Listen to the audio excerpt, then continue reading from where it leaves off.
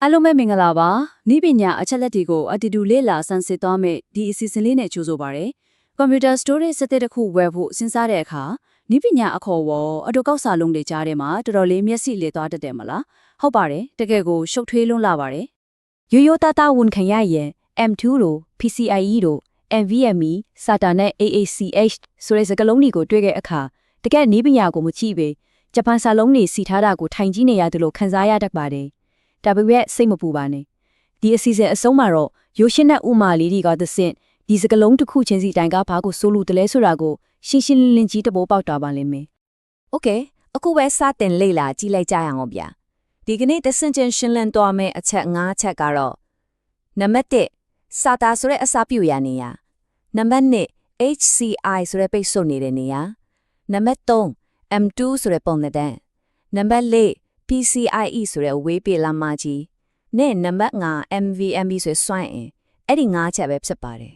်ကဲပထမဆုံးအပိုင်း1ဖြစ်တဲ့ SATA ဆိုတဲ့အစပြုရနေရနေစလိုက်ကြရအောင် SATA SSD တွေကအရင်တုန်းက hard drive အဟောင်းတွေသုံးခဲ့တဲ့ plug box ဒီမှာပဲချိတ်ပြီးသုံးရတာပါမှတ်မိကြအောင်မထင်နဲ့အရင်ကကွန်ပျူတာပွင့်လာဖို့မိနစ်နဲ့ချီစောင့်ရတာကနေစက္ကန့်ပိုင်းအတွင်းပွင့်လာအောင်စွမ်းဆောင်ပေးနိုင်ခဲ့လို့အဲ့ဒီခေတ်ကဆိုရင်ဒါဟာလမ်းရှုံနေရတာကနေစပီးစီးလိုက်ရတယ်လို့မျိုးအလိုမြန်ဆန်သွားတယ်လို့ခန်းစားခဲ့ရပါတယ်ဒါပေမဲ့လေ SATA ရဲ့ကန်သက်ချက်ကတစ်စက္ကန့်ကို550 megabytes နှုန်းနဲ့ပဲအများဆုံးအလုပ်လုပ်နိုင်ပါတယ်ပြောရရင်တော့အခုခေတ်မီ SSD လောကကြီးမှာ SATA ကခောက်ဖုံးလေးတစ်လုံးလိုဖြစ်နေပါပြီအစားပိုင်းမှာတော့အန်သောစရာကောင်းခဲ့ပေမဲ့စူပါကားတွေပြိုင်မောင်းနေတဲ့ခေတ်မှာတော့စပီးလေးကတိတ်မဟန်တော့ဘူးပေါ့ဒါဆိုအပိုင်းနဲ့ကိုဆက်သွားကြရအောင် ASCI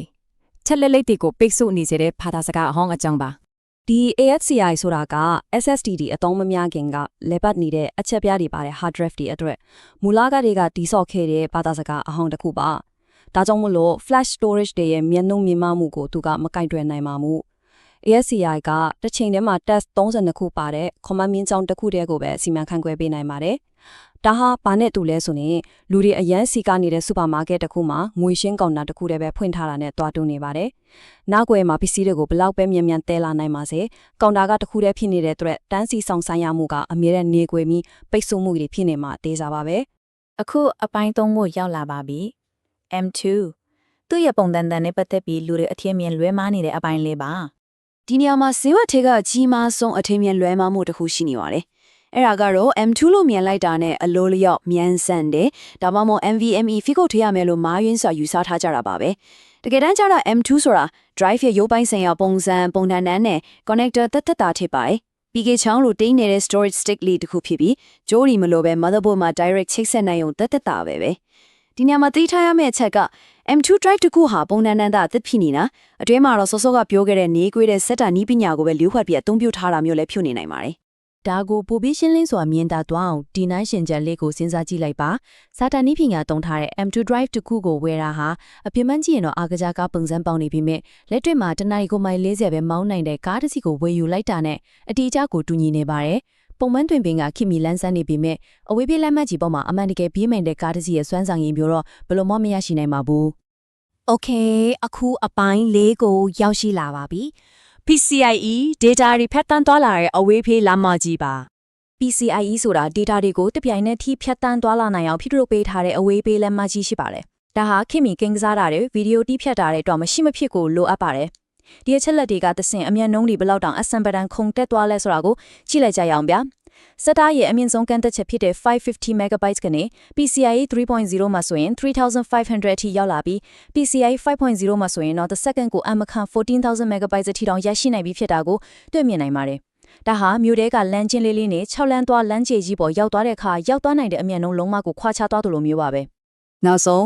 းအပိုင်း9ကိုရောက်ပါပြီ။ NVMe ဆွဲရည်နဲ့အလွန်မြန်ဆန်တဲ့ခေတ်မီ protocol ပါNVMe ဆိုတာ flash storage တွေရဲ့အလားအလာအစစ်အမှန်ကိုပြေဝအသုံးချနိုင်ဖို့အတွက်အခြေခံနဲ့စားမိအသစ်တစ်ဖန်တည်ဆောက်ထားတဲ့ခေတ်မီ protocol တစ်ခုဖြစ်ပါတယ်။စောစောကနေခွေးတဲ့ ACI ဘာသာစကားဟောင်းကိုဖယ်ရှားလိုက်တဲ့အတွက် NVMe ရဲ့အစွမ်းကြောင့်ကြံကြားဥတွေဟာ microseconds 10အထိတောင်ကျဆင်းသွားပါတယ်။ဘလောက်တောင်မိုက်လဲဆိုရင်ဒါဟာ supermarket တစ်ခုမှာငွေရှင်းကောင်တာ1000ကိုတပြိုင်နက်ထိခွန့်ပေးလိုက်တယ်လို့ပါပဲ။တန်းစီစောင့်ဆိုင်ရတဲ့မင်းကြောင်းတွေချက်ချင်းပြောက်ကွယ်သွားပြီး game တွေကိုချက်ချင်းလုံးနိုင်တယ်လို့ဖိုင်အများအပြားကိုလည်းစက္ကန့်မဲ့အတွင်းလွှဲပြောင်းနိုင်သွားပါပြီ။တကယ့်ကို game changer တစ်ခုပါပဲ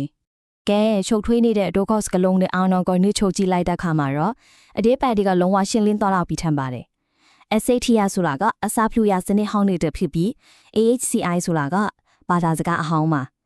M2 ကရုပ်ပိုင်းဆိုင်ရာပုံထန်တာဖြစ်ပြီး PCIe ကလမ်းကြောင်းများစွာပါတဲ့အဝေးပြေးနောက်မှာကြီးဖြစ်ပါတယ်။ပြီးတော့ NVMe ကတော့မြန်ဆန်တဲ့ခင်မီ protocol ပေါ့။ဒါကြောင့်ခင်မီစနစ်တစ်ခုတည်ဆောက်တော့မယ်ဆိုရင်နော် NVMe နဲ့ PCIe ပေါင်းစပ်မှုကိုရွေးချယ်တာကအကောင်းဆုံးပါပဲဆိုတာအသေးချပါပဲ။ နောက်ဆုံးအနေနဲ့စဉ်းစားစရာမေးခွန်းတစ်ခုလောက်ခြံထားခဲ့ခြင်းပါတယ်။စနစ်တစ်ခုလုံးကစက္ကန့်ပိုင်းတွင်ဘူးတက်သွားအောင်လက်စီလက်တလို့မြန်ဆန်တဲ့ storage ကိုသုံးထားပေမဲ့လို့ကိုအသုံးပြုနေတဲ့ monitor က 60Hz မှာပဲပိတ်မိနေပြီးအယောင်တွေကလည်းမှိန်ဖြော့နေမယ်ဆိုရင်ရောဘာဖြစ်သွားနိုင်မလဲ။ဟုတ်ပါတယ်။တူလောင်မှုဘယ်လောက်ပဲမြန်ဆန်နေပါစေ monitor ရဲ့ပြသနိုင်စွမ်းကမမီဘူးဆိုရင်အသေးပဲမရှိသလိုဖြစ်သွားနိုင်ပါတယ်။ဒါကြောင့်နောက်လက်မယ့်အစီအစဉ်မှာတော့ဒီ display နည်းပညာတွေအကြောင်းဆက်လက်ရှင်းလင်းတင်ပြသွားမှာဖြစ်လို့ဆက်ဆက်စောင့်မျှော်ကြည့်ရှုပေးကြပါအောင်လို့ပြောကြရင်ဒီကနေ့တက်တော့ဒီလောက်နဲ့ပဲရင်နာခွင့်ပြုပါ။